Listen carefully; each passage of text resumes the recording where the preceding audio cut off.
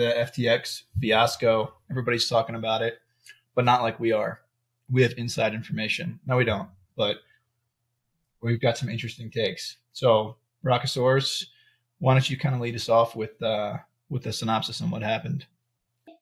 Yeah, so for anybody who is listening to this but doesn't know, FTX is like one of the world's largest crypto exchanges, or was before last week.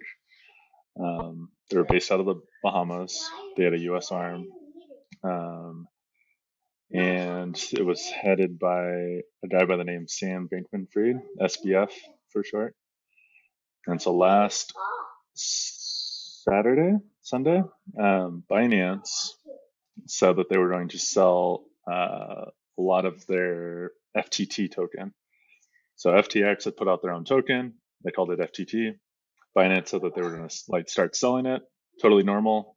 But this caused a panic in the crypto community and drove the price of FTT down.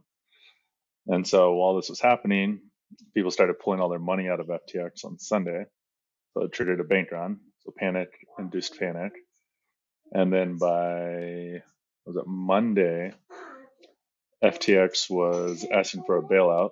Binance said they were going to buy FTX, then backed out on Tuesday. And by Friday, FTX and basically everything related to it is bankrupt.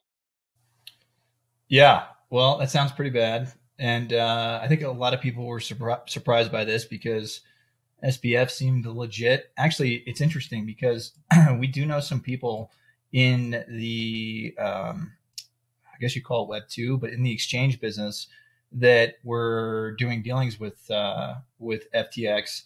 And everyone was. Yeah, it was weird all around. Just seemed everybody was kind of, this came out of nowhere.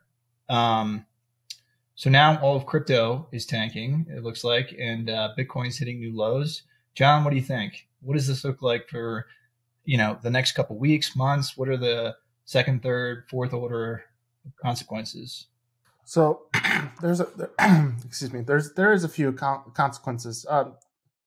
More a consequence of more like a crisis of confidence in the ecosystem, and especially with messaging. You see all these negative things going on. You see pump and dumps. You see things, and this as things keep more things unfolding, it starts looking like it was just scaffolding of something else.